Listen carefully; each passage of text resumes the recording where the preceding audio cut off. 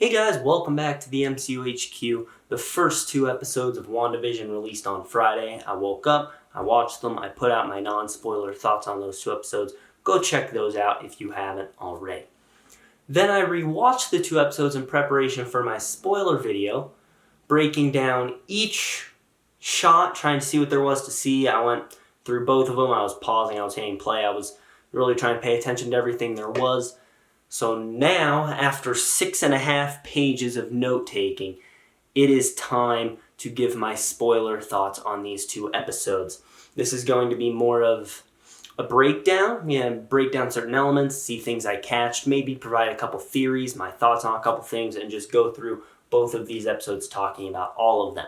So real quick disclaimer before we get into it, this video is not going to be super heavily edited. You're not going to be seeing a lot of clips or images on the screen. It's really just going to be me talking to you guys, breaking down the episode, providing my theories, my thoughts on everything we saw. That's what this is going to be. So if you want to treat it more like a podcast, listen to it while you're doing something else, feel free. I just figured I should let you know if you're looking for a heavily edited video on WandaVision, this is not that video. Alright, so now that all that's out of the way, let's get into these two episodes.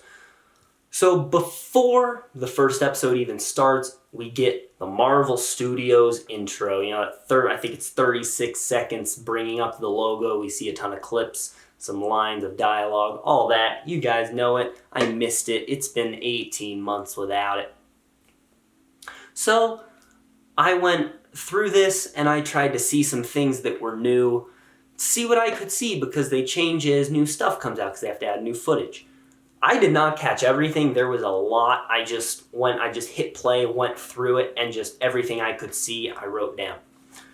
So I saw the time heist. I saw Captain Marvel in her Endgame outfit. I saw Tony and Pepper fighting back to back against Thanos' forces. I saw A-Force, and I saw Tony's snap. I know there's other stuff in there, like I did see Bucky and Rocket back-to-back in Wakanda. I'm not sure if that was in any movies after Infinity War came out, or if this is the first time it showed up. There was a lot of stuff, but these were the things I saw that I could confirm. Yes, this is the first time seeing those things. Okay, intro's over, so then we get into episode 1. And the intro for episode 1, there's nothing special. It's just some clips and an incredible theme song. I loved it. I like it more than episode 2's theme. And this first episode was based off the Dick Van Dyke Show. Now, I don't know enough about the show, but from what I've heard, it was a pretty spot-on set. Like, it was almost like exact based off what the Dick Van Dyke Show set was. And we get thrown into this episode with no explanation and no context as to how Wanda got here. How did she get from Tony's funeral to here? We do not know. And the show's intentionally keeping it that way. They're going to explain all this later. We will have answers by the end of the 9th episode. And it seems to start with them married. I'm guessing that intro is all the context you need, because that intro is probably all the context Wanda has. The episode starts, and besides knowing that Wanda is from Sokovia, they don't know anything. They just know that they're married. Vision knows he has a job. That's it. Like, Vision doesn't even know what his job is. He even asks, "What do we do here?"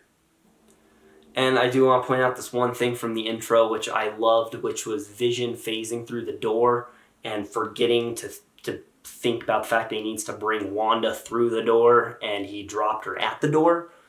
And then later on, we see that he phases through the chair and the bottom of her dress goes through it. So at that point, he's like, okay, Wanda needs to go through this. And that ends up coming back later in the episode. So I figured now I would just clear up that if Vision wants something to phase, he can do that, but he has to be thinking about it. Otherwise, it just won't happen. As I said, no memory of anything. Wanda has no memory of Endgame, no memory of how her and Vision met, or where either of them came from. They know only one thing about their past, and that is that Wanda is from Sokovia. That's it. I'd say the thing I could best compare it to would probably be the framework from Agents of S.H.I.E.L.D. Season 4. if you haven't seen Agents of S.H.I.E.L.D. Season 4, go watch it. It's a great season of television. But, spoiler alert, in that the characters get thrown into this alternate reality, and with the exception of two being Quake and Simmons, none of them have any memory of their past lives. Like Coulson says he's a history teacher. He's always been a history teacher. It's this weird alternate reality they're in. And in that show, the audience goes into the framework with Daisy and Simmons, and they have their memory because they came in a different way. And so, we learn stuff as they learn stuff and all that, but they remember where they were from. In this show, it'd be similar to getting thrown in with Coulson, where we just don't remember anything from past, and we just have this new future. And that's actually a concept that comes back later that we're going to touch on when we get to the toaster commercial, is this ideas of not remembering your past. So anyway, when the episode starts, they look at the calendar, there's a heart on it, and neither of them know what this heart means. And so Vision goes off to his job, and after he leaves, knock on the door, Agnes comes in, played by Kathryn Hahn, and her and Wanda just become super fast friends. I thought this was cool. I talked about it in my non-spoiler video of how quickly they just become friends and how I thought that was humorous, that Agnes brings her some flowers, and then they're looking through some catalog, and Agnes is asking her all these questions about her past that Wanda has some very creative answers around. So they end up guessing, hey, it's the anniversary, right? It's her and Vision's anniversary. So we go to Vision's job. His boss, Mr. Hart, says, hey, dinner tonight. And Vision's like, oh, Hart, that's what it is. It's an abbreviation. And then this ends up factoring later into episode 2, so it's not important to this episode, but I'll mention it anyway, that a guy is getting fired because he screwed up dinner with Mr. Hart. So he got let go. And I noted that he's so awkward in this show. I love it.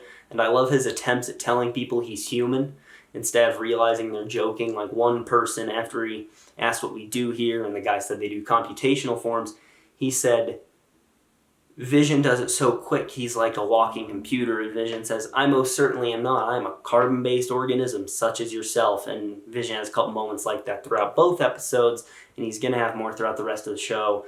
And I love it. They're great. I love this awkward Vision thing that they can do now that they're doing this show. So from here, we go back to Wanda and Vision's house, where Agnes is looking through a seduction magazine, and Wanda says she knows how to be seductive, but she wants Agnes to tell her a fun fact anyway, and Agnes says that the death rate of single men is twice that of married men, which comes back into play later. I like how they took a little joke like that and actually made it relevant later. So then, Wanda gets a call from Vision. Wanda thinks it's the anniversary. Vision says it's dinner with boss, and neither of them directly say what they think it is, so there's a huge miscommunication, which leads into the main plot of the episode, which is that whole dinner party and Wanda needing to get ready while making it seem like she was already ready. But before we get into the dinner party, we cut to a literal toaster commercial in the middle of our MCU sitcom. So when they're toasting, the light on the toaster blinks red. And I have theories on all the things that are colored when it's black and white, but I have no idea what the red blinking on this toaster means. It's something I am totally clueless about.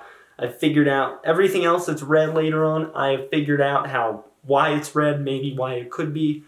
Toaster's a complete mystery to me, and I'm hoping as the show goes on, obviously, we'll learn about that. I'm at least hoping we do.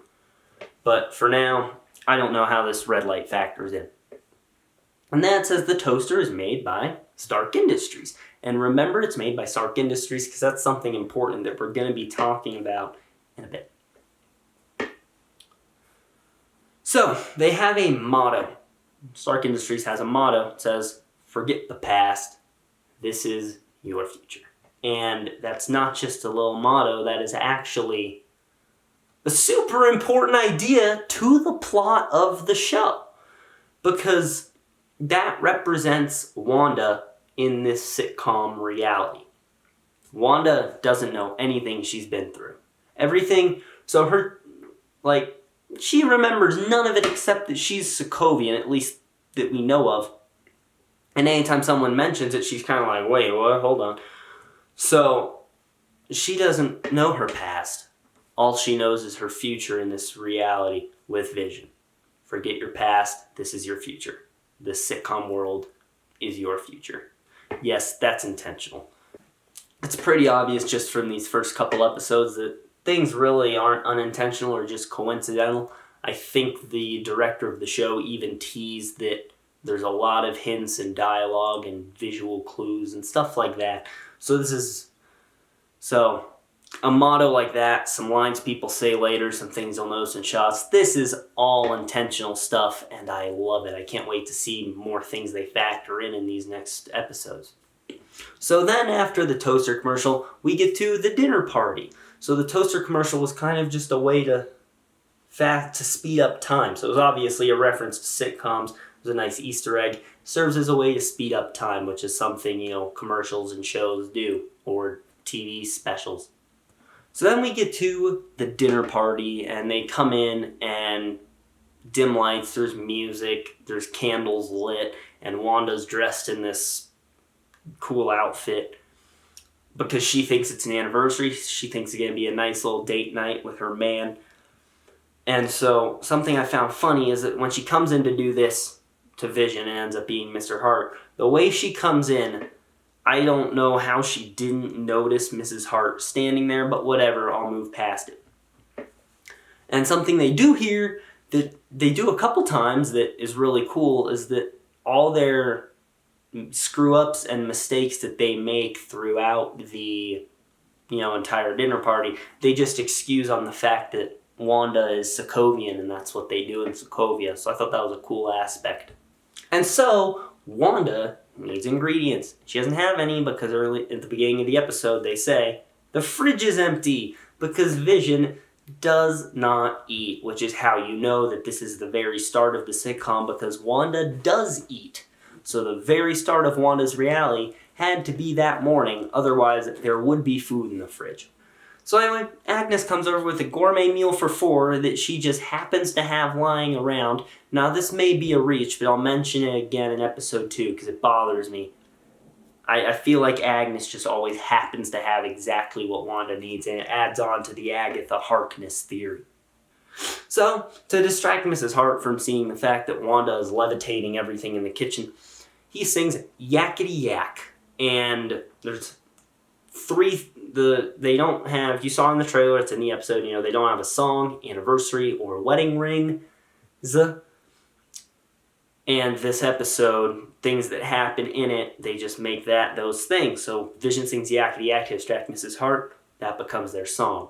The day becomes their anniversary, and Agnes pointed out that they didn't have rings, and then Wanda makes rings. And Vision's so awkward this entire time. I love it. I just had to write it down.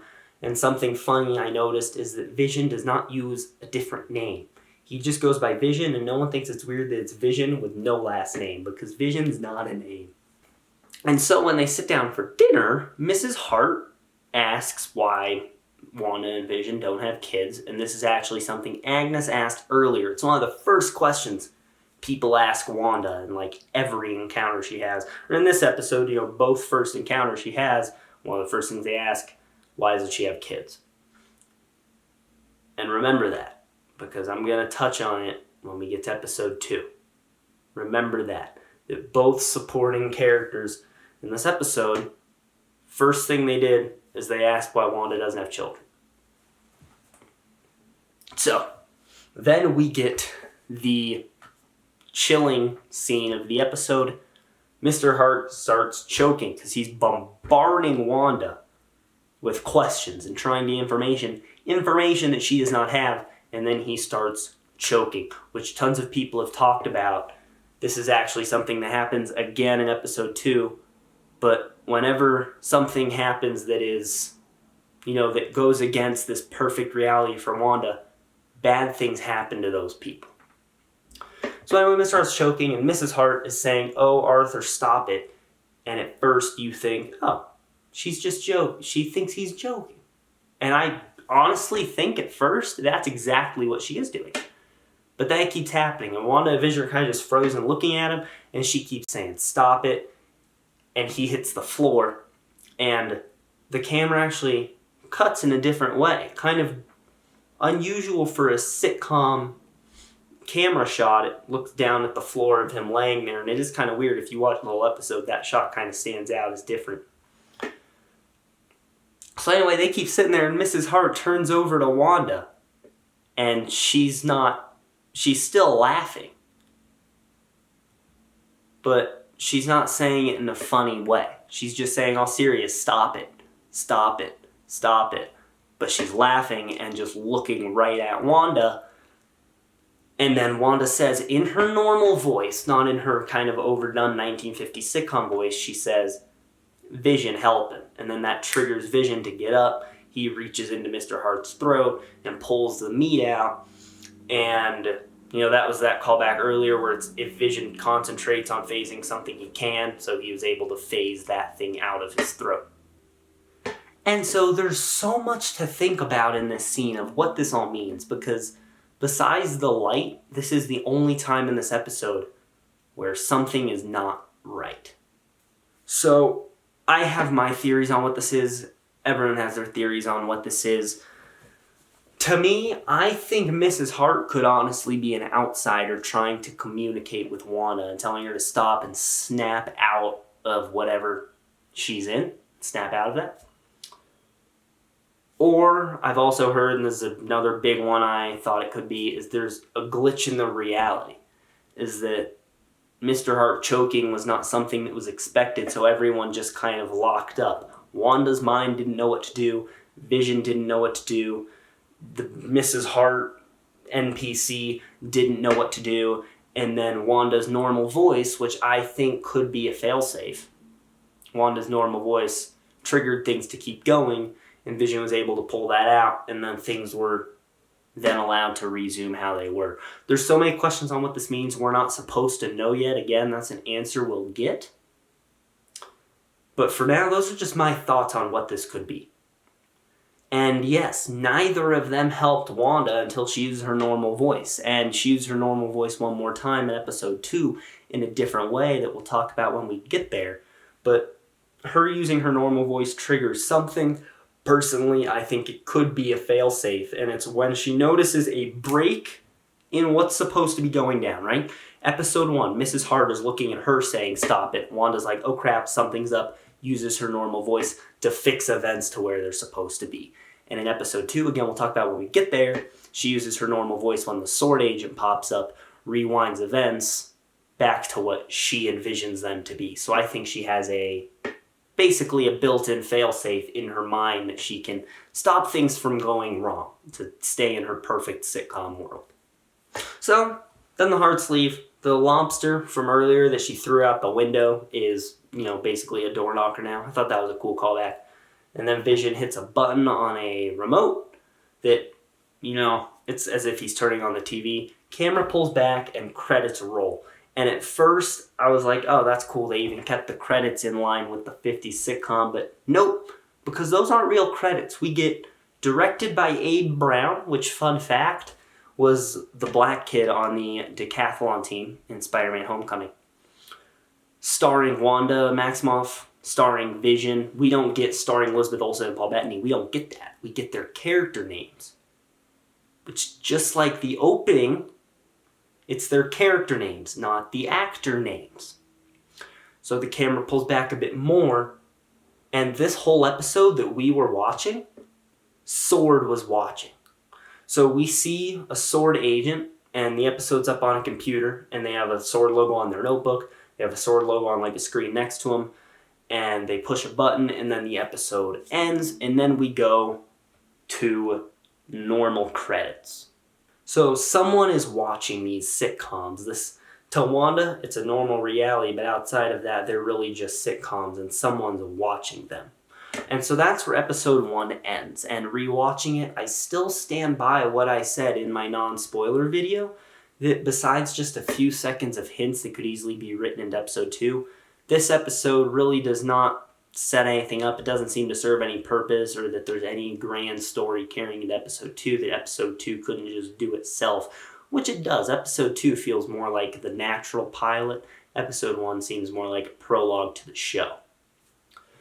So the credits are like red, blue, and green TV lights. If you were to walk straight up to a TV when it's on and look, you would see red, blue, and green lights. It's really bad for you, though. If you've never done it, don't do it. It hurts your eyes. But anyway, so those lights are formed into certain objects. Not sure what all of those objects means yet. We know what some of them mean. And I paid more attention to the credits at the end of episode 2. They're the same credits. I just wrote stuff down and took notes on them after episode 2. So I'll talk about them at the end of episode 2. So that is the end of episode 1. So then we get episode 2, which is based off of Bewitched, the show I know even less about than the Dick Van Dyke Show. And this episode has a cold open. First one didn't. So there's a banging on the window. Wanda turns the light on and off. Vision gets up. And when he gets up, there's a loud thud. Vision gets all scared, jumps back in bed, pulls the covers right up to his chin, which I thought was funny. It's so relatable, too. And Vision makes this comment. He's like, I heard the neighbors talking about some unsavory characters who moved into the neighborhood. And then Wanda's like, do you mean someone who can phase through things and someone who can move things with her mind? And I thought that was pretty cool. And so Wanda brings the beds together, and then there's the thud again, and she's like, that's it, I'm going to look. And she opens the curtains with her telekinesis. It's just a tree branch hitting the window. Like, there's just bad wind outside. So like, oh, it's nothing. They close it. The covers form into one. It becomes one big bed instead of two separate beds. And then something is implied that then ties to the end of the episode. And that's where the cold open ends. Then we get a new theme. We're going to get a new theme for every sitcom episode, to my knowledge. And I don't like this one as much, but I know it's based off Bewitched. I prefer the first one, though. I like the little tune in that. And this intro actually has so many hints and things to spot. I took note of the intro and what's in it. So let's break that down. All right, so opening credits. So, Vision, it's all animated. It's like a little two-dimensional cartoon. Vision flies through the bedroom into the bathroom, and then he goes down. And in between floors, you can make out the Grim Reaper's helmet, but not, the hooded Grim Reaper with the scythe. No, the Marvel Comics character Grim Reaper has a helmet that looks just like that. And then later on, we see the Wizard on the table, like a little figure of him. And the Wizard is in Jessica Jones, I believe. Is it the first episode or the first two? Can't remember if it's the first two or just the first one. But he's a speedster, and Jessica Jones has to help him with something and track him down and chase him.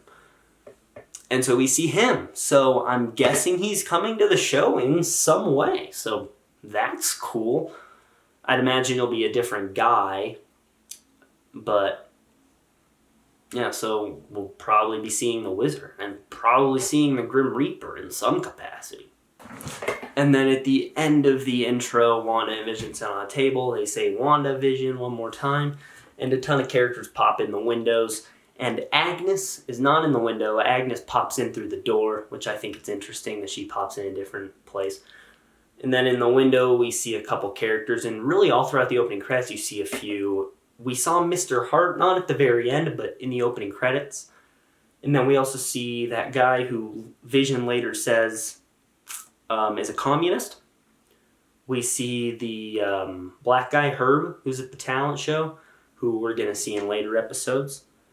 The guy who was fired in episode 1 for screwing up the boss's dinner. We see Dottie, and we see Monica Rambeau. At some point throughout the credits, we see them, and there were probably others who I just didn't recognize in their little cartoon look. But that was everything I saw in the credits. That was my breakdown of them. Some cool little tidbits. Can't wait to see what else they hide in the credits. Alright, so then the episode starts. And the first thing we see is Vision is in the family room, he's practicing a magic trick because he and Wanda are going to go to the community talent show so they can kind of fit into their neighborhood, which Wanda says, this is our home now, want us to fit in. So he says, get the cabinet of mysteries, and Wanda comes out with cabinet of mysteries. And on said cabinet, at the top, there's a shape that looks a lot like the Mind Stone with a glow coming out of it. And to me, I feel like that's supposed to be representative of Vision and really the show of a whole, because Vision really is a big cabinet of mysteries, isn't he? And this show's like, the whole show's a mystery. This whole situation we're in is a mystery. And so the cabinet of mysteries has the Mind Stone on it. So Vision then goes off to the neighborhood watch meeting, and Wanda has to go to the talent show planning thing with Agnes and, a ton of the women in the community. And so she hears a thud again, and she goes outside, and in the bush, she sees a little toy helicopter.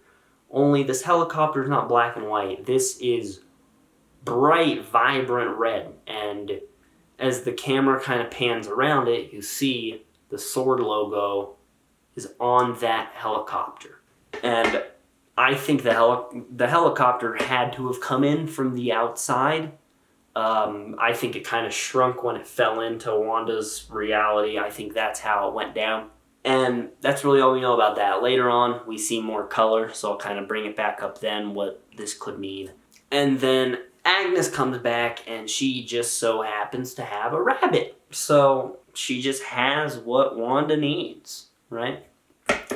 So they're at this planning meeting, and this entire planning meeting feels off. Everyone's acting so weird. The whole environment of it's weird. And there are certain moments of it that kind of give you the creepy crawlies. The whole thing feels off. You know what I mean. And wow, I hate Dottie. I'm glad that she cut her hand. Figured I'd mention that. So, when they're sitting there, Dottie says, the devil's in the details, Bev. And then Agnes leans over to Wanda and says, that's not the only place he is. What does she know? That there's no way that that's not a Mephisto reference? There's no way the show just did a coincidence like that in something this refined and tight-knit.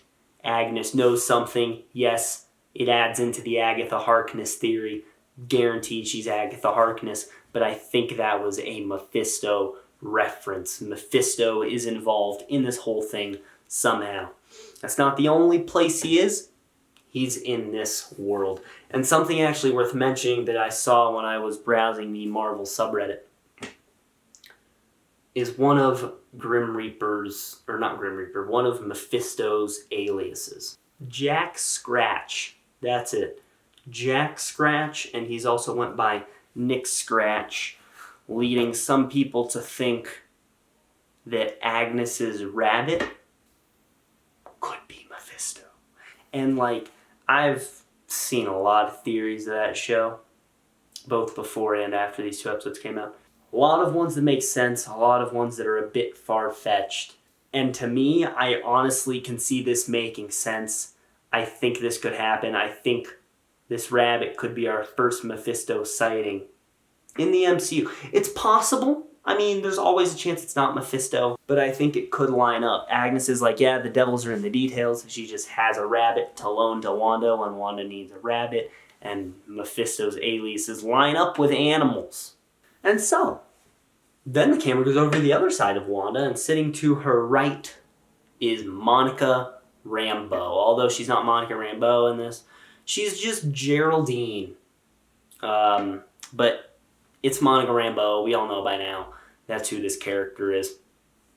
So she tells Wanda, I'm Geraldine. And we'll talk about it a bit later, but Monica doesn't seem to know stuff. So I'm not sure if she walked... I don't think she walked into this reality. We've even seen it in the trailers that she doesn't know who she is. I think somehow she got sucked in and doesn't remember anything, as opposed to finding a way in. So then Dottie says, little boys and girls are counting on us. And then everyone chants in this really creepy, brainwashed sounding way, for the children. Which then raised the question, Who needs Wanda to have kids this badly? Every chance. I said it in episode 1. Agnes, one of the first things she said, why don't you have kids? Mrs. Hart said, why don't you have kids? In this, everyone is saying for the children. And children even ends up coming back way later just to lead up to a pregnant Wanda at the end. Who needs Wanda to have kids? Who benefits from Wanda having children? Because someone's definitely orchestrating this so that Wanda Maximoff has Speed and Wiccan, and I think Agnes and Mephisto are behind it. I don't trust Agnes. I mean, like, pretty much everyone doesn't because they know she's Agatha Harkness. But man, I am onto her so much. Every shot she's in, I'm like, I am onto you. So then this is where we get Monica saying, I actually don't know what I'm doing here, which is an awesome line. That's actually a really well written line. It has a double meaning. She's not sure why she is at the planning meeting, and she's also not sure why she's in this world. Neighborhood watch meeting. We go over to Vision, and he sits down at this table, even though it's members only. And they end up starting to like Vision. They actually accept him and his ideas, and they offer him food, and he has a good cover-up for... He accidentally says, oh, I don't eat food, and they all think it's weird. And he's like, I eat food, I just don't eat between meals. I thought that was cool. And then here we see some returning faces from the first episode. The guy who got fired shows up. And then Mrs. Hart, she shows up also. Although both of them, they haven't aged at all. They're certainly different characters. And they're just background characters. They're not as important as they were in the first episode. But we see them come back. Vision doesn't realize anything's off with this. And same with Agnes. But the thing is, Agnes is the same character, just has not aged. So, they offer Vision gum, which he says isn't food. It's, entirely for mastication. And then he chews it, someone pats him on the back, and he accidentally swallows it. And there's this pretty cool visual of the gum going down and screwing up the gears where his stomach should be. And when that happens, Vision just acts all drunk. I thought that was hilarious. It was weird though, because I didn't think Vision had gears. Wasn't he natural tissue combined with vibranium, then powered by the Mind Stone and a little dab of Thor's lightning? So unless some of that vibranium formed into gears to power him, I feel like Vision shouldn't have gears. But there's always the chance that's just a simplified way of showing that Vision cannot swallow anything or else it won't go well for him. So then we go back to the cleaning up after the meeting, and Dottie is on to Wanda. And right when she's about to get what she wants, we hear static on the radio and some very faint dialogue. And Wanda and Dottie look over at it, and then it gets louder, and we hear, Wanda, who's doing this to you? And then we hear it a couple times, we hear a variation of that. And then right when this radio blows up and stops, Dottie crushes her glass. And she opens her hand, red blood, not black and white. And so a couple things. I think Jimmy Woo was the one on the radio trying to get in and talk to Wanda and found a way that didn't last long. And then the reality's like, nope, we're not doing that. And then it backed up. Thing is, Wanda was not aware of this one because later she even mentions to Vision, something weird happened after something weird happened. So the first one being the radio, second one being that Dottie's blood wasn't colored, which implies Wanda for some reason sees black and white. And I wonder what it is about the blood that makes it red. I think it could be because things aren't going as planned. Maybe things were getting unstable. Dottie wasn't supposed to bleed. That was something that happened because Sword came in and interfered and it stressed her out. She crushed her glass and that wasn't supposed to happen. And if things had gone normally, she wouldn't have crushed her glass. I think that's what this red could be. And as I said, the light is the only thing I'm not certain about because the helicopter being red and Dottie's blood being red could both be because that wasn't supposed to happen. And the reason Monica's black and white and not colored is because she didn't enter, she got put in it somehow. And then we cut to another commercial of a watch. And I said, remember Stark Industries, because this is where it comes back into play. They have a watch called a Strucker that's made by Hydra. Baron Strucker, the person who was leading the experiments that gave Wanda her powers. So let me tell you about how the watch commercial and the toaster commercial are connected. The two most important people who had the biggest influence on Wanda's life pre-Avengers, was Tony Stark and Baron Strucker. Tony indirectly dropped the shell on their house that, killed the Maximoff's parents, which is then why she was holding a grudge against Stark for her whole life. And then Strucker is the one who did the experiments that gave Wanda her power. So these two ads, the commercial made by Stark Industries, I think it's talking about Tony, not Howard, and the watch named Strucker, represent the people in Wanda's life that had the biggest impact on her before, Ultron came in and she ended up joining the Avengers. Then we jump to the talent show, and another passage of time represented by a commercial. And before, Wanda and Vision get on, Dottie says, Westview Elementary, for the children. Someone really, really, really wants Wanda to have a child. Because this children thing gets plugged every chance there is. And so Vision gets there and he looks all drunk, right? And Wanda doesn't know what's up. So they go out on stage and he's just a mess. He actually flies when he wasn't supposed to do that. So Wanda makes a little rope to make it look like he's being roped. And then he picks up the piano that Wanda then turns into a cardboard piano to explain why they can lift it. So she's using real magic to make real magic look like fake magic, which is a cool concept. So after that, they bring out the Cabinet of Mysteries. Vision closes it before Wanda gets inside, and everyone's chanting, "What's in the box?" So they open it. Wanda teleported Monica into the box. Wanda and Vision go backstage, and Wanda figures out something's wrong, so she kind of just does a little scan of his body, pulls the gum out, and then he gets all better, so they leave before people start to think they're weird. Dottie stops them, says they're hilarious. They come back on stage with Monica. They all bow, and everyone one more time says, "For the children." Someone really needs Wanda to have children. So then after that, they're back home, and Wanda turns around, and she has a mad belly now, which she didn't, 10 seconds prior. So, growth is accelerated on these twins to try to speed them up so they can be in Young Avengers, obviously. And so there's one more loud bang right after Wanda's like, "Is this really happening?" So they both go outside. It's nighttime now, and we see the manhole cover open. A guy comes out swarmed by bees. Absolutely swarmed. People have said this guy could be a little reference to the villain Swarm. I think he could be, but I'm not holding my breath. I think they'll explain how he got in. I think we might get some little flashbacks to how people were getting in, and we might see how this beekeeper got in and how they were able to talk through the radio, how the helicopter got in, all that. It's going to be explained. And so he looks over at Wanda, and on his back is a sword logo.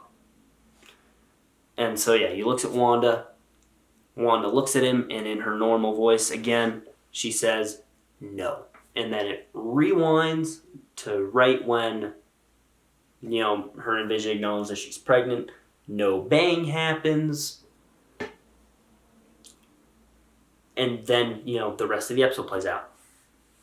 So, like I said, I think this is some sort of failsafe. First episode, crack in the reality. Mr. Hart did something he wasn't supposed to do. Something bad happened that wanted, and it screwed everything. It screwed everything up. Wanda had to use her normal voice to override and get Vision to help him. Then things could resume. And then here, Sword got in. Wanda does not want that to happen. Wanda said no, rewinds it back to sword-free environment, just her and Vision. And so then after that, color comes in. It just comes in naturally. Wanda's wearing all red. And time for the 70s. Next episode is going to be the 70s. So then it, freeze frames. We get one more Wanda, who's doing this to you.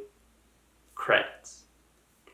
And before I do my credit analysis, I do want to mention that before color came in, the only three things we saw in color were Scarlet. What's Wanda's superhero name?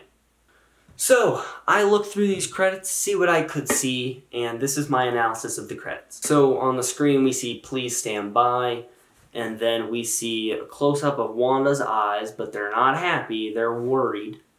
And then it goes to Vision's human eyes, he has his glasses on. And then we get a few more shots of the two, so we get some of Wanda, and then we get some of Vision in both human look and his normal look. And then after that, we get just like TV, the red, blue, green light, static, that stuff, right? And then that forms into various shapes, all of which have relevance to the show. Some we haven't seen yet, but we will. So we see a rose, which I was rewatching trailers for the show. Or I don't know if it's a rose, it's a flower. But I was rewatching trailers for the show, and in the promo, I'm not sure if it's 70s or 80s episode, Agnes is riding her bike. In the basket is a ton of flowers. So I'm not saying that's the connection there, but I think that's what it's implying. And then we get glasses. Those are Vision's glasses, nothing to theorize about there. And then the gazebo, and I want to say the gazebo they did the planning meeting under. Can't remember if it was the planning meeting or the talent show was at the gazebo. But either way, we've seen the gazebo. Then it goes to a water tower. Have not seen a water tower yet. In the trailer, I want to say in one of like the real world episodes with Sword when they're in a field, want to say you can see a water tower. Don't hold me to that. And then it goes to some butterflies, and in the trailer we see there's a butterfly mobile over the twins' cribs, and then those butterflies just start actually flying. So I'm guessing that's what the butterflies are. Butterflies are going to be important. All of these things have relevance to the show, by the way. And then we go to stairs. So far, there are only 2 houses, to my knowledge, have both been ranches. So whenever one of the sitcoms is going to have stairs, that's when those will be important. It looked like I want to say the Halloween episode is where Wanda was standing in front of the staircase. We can see it in the first trailer. And I think that's what the stairs were. They didn't look like they backed to a wall. They looked like they were just right in the middle. From there, it goes to a house. 2-story house. We haven't seen it yet. Probably the same house those stairs are a part of. And then we get Wanda's Halloween headpiece, which is also her comic outfit. And then Vision's Halloween headpiece, which is also his comic head-shaped thing. Then the static just all falls apart and forms into 2 rings that are together like that. Right? And those are, supposed to be Wanda's and Vision's rings. And that's all I caught. I want to say there were a couple other things I just didn't see, but that's what I noticed. And that wraps it up. No post-credit scene for either of these episodes. That was long, but man, that's everything I collected from those first 2 episodes. So this was my breakdown of those 2 episodes. Gave you guys some theories there, my thoughts on all of it. I do plan on doing this for each episode as it comes out, and then talking about how they fit in with things we know from the first 2 episodes. So this is going to be part of a full WandaVision coverage series. It will have a full playlist on my channel. You can see it. So it'll alternate. So it'll be per episode. So we'll get a non-spoiler, spoiler, non-spoiler, spoiler, non-spoiler, spoiler. And we'll go through that for the whole show. So you guys can go check out that playlist. It'll be cool. And so I'm going to follow a schedule every week. The non-spoiler will go up the day the episode comes out, and the spoiler will go up the day after the episode comes out. So assuming there's never any changes to the schedule, for some reason it'll always be non-spoiler Friday, spoiler Saturday. So you guys can always look forward to that. This was just a special case because things kept going wrong. Well guys, there you have it. That's my spoiler video on the first 2 episodes of WandaVision. I'm liking the show so far. I can't wait to see what else they're doing for us. I think it's a really cool concept. It's different than something we've seen in the MCU, and I think it's a cool start to Phase 4. So you guys can look forward to the rest of my full WandaVision coverage. As for you guys, leave your thoughts on this video, on the episodes, your theories, all that down in the comments below. In this video, not in non-spoilers, leave a like on this video, subscribe, click on the bell icon to receive all notifications from the MCU HQ. I have some cool content coming your way. That's going to be it. Have a great day, guys.